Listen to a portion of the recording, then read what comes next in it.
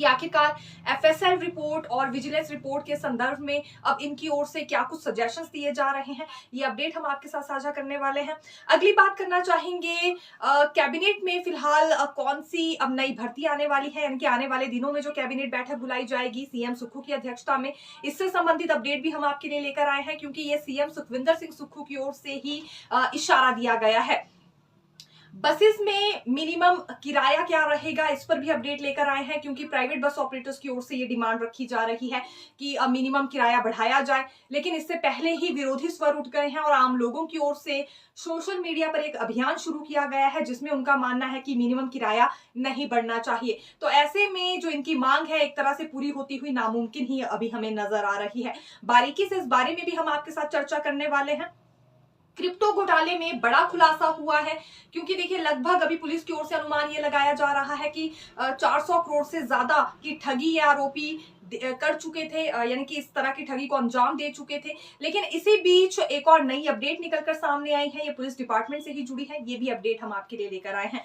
फिलहाल शुरुआत करना चाहेंगे मौसम से, क्योंकि बारिश को लेकर एक बार फिर अलर्ट जारी किया गया है और 15 और 16 अक्टूबर को मौसम खराब रहने वाला है। मैदानी इलाकों में हल्की बारिश हो सकती है, लेकिन मध्य पर्वतीय क्षेत्रों में भारी बारिश के आसार जताए गए हैं।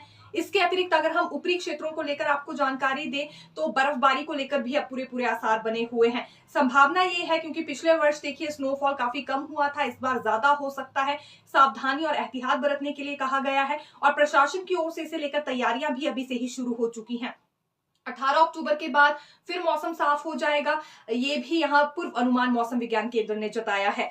हालांकि धर्मशाला की बात करें तो यहाँ मौसम एक तरह से आफत बन गया था, क्योंकि देखिए इन दिनों वहां पर मैच का सिलसिला भी जारी है। फिलहाल ये नीदरलैंड और साउथ अफ्रीका के बीच अभ्यास होना था, लेकिन नहीं हो पाया, मौसम ने खलल डाल दिया। वहां पर हल्का बूंदाबांदी शुरू हो गई थी। इसके अतिरिक्त धर्मशाला की धौलाधार रेंज की बात करें तो सीजन की पहली बर्फबारी हो चुकी है। जैसा कि एक चीज हम बार बार दोहरा रहे हैं, क्योंकि ऊंची चोटियों पर पहले ही यहाँ हिमपात होना शुरू हो गया है। लाहौल स्पीति की जानकारी दे तो वहां की पहाड़ियों पर भी कुछ दिन पहले ही हिमपात हुआ था। इसी तरह से धौलाधार रेंज पर भी हो चुका है और अब आने वाले दिनों में बाकी कुछ एक क्षेत्रों में भी बर्फबारी हो सकती है, इस तरह के आसार जताए गए हैं। तो ये मौसम से जुड़ी जानकारी हम आपके लिए लेकर आए थे। ये जरूरी है कि 18 अक्टूबर तक काफी ज्यादा एहतियात बरती जाए और जिन क्षेत्रों में बारिश को लेकर आसार जताए गए हैं वहां पर एक दफा फिर लैंडस्लाइड जैसी घटनाएं पेश आ सकती है। तो यहाँ जरूरी है कि अपने घरों से बाहर जब आप निकलते हैं तो काफी ज्यादा सावधानी बरतते हुए ही निकलिएगा।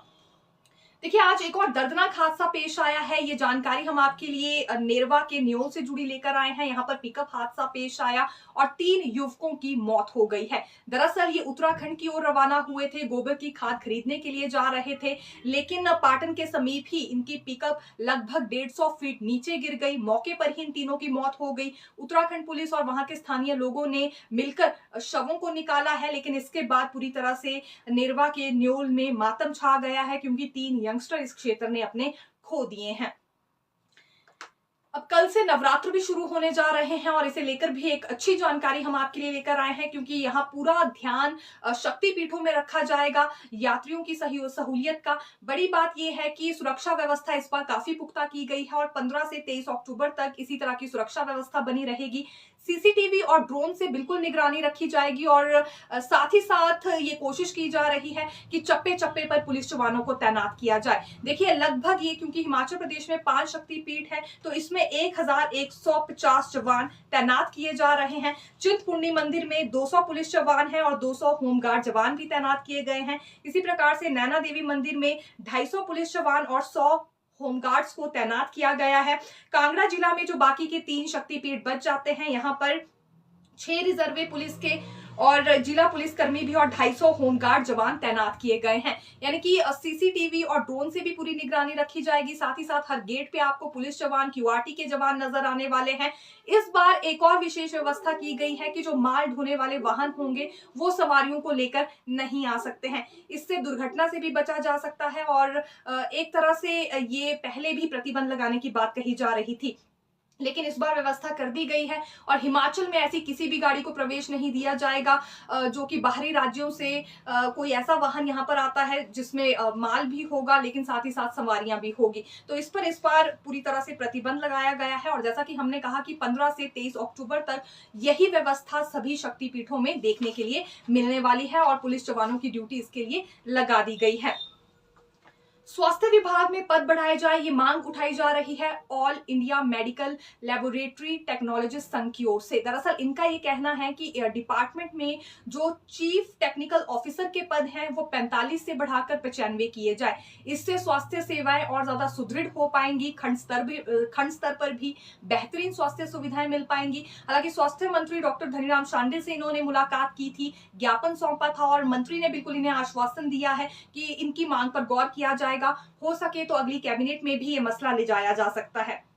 हालांकि कितनी बात सच होती है ये अगली कैबिनेट में ही हम देखेंगे। लेकिन दूसरी ओर इनकी ओर से एक और मांग रखी गई है जिसमें इनका कहना है कि एक प्रमोशन पैनल इन्होंने खुद से तैयार किया है, तो इनकी ओर से जो प्रस्तावित प्रमोशन पैनल है उसे ही सरकार स्वीकार करे, क्योंकि वर्तमान में